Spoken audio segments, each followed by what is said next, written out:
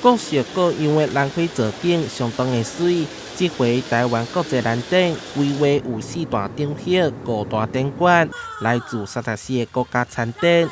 同时举办亚太兰花会议，为期16天的盛会，展期内每一天拢吸引9万人前来参观。其实人数我们成长了12%，从去年的32.3万，到今年的36.1万。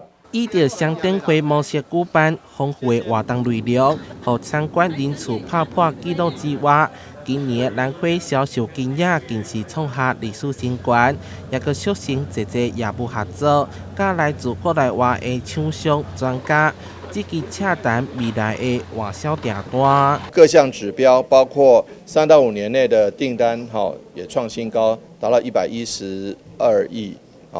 那这个我们这个当现场的兰花销售也创了新高，达到2614万。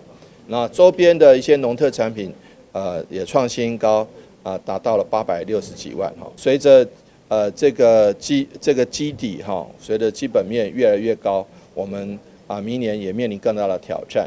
那所以说，我们感谢所有的兰花业者以及所有的市民朋友们，还有来自外地的朋友们的支持。台湾国际兰展是世界3大兰展之一，受到各界支持肯定。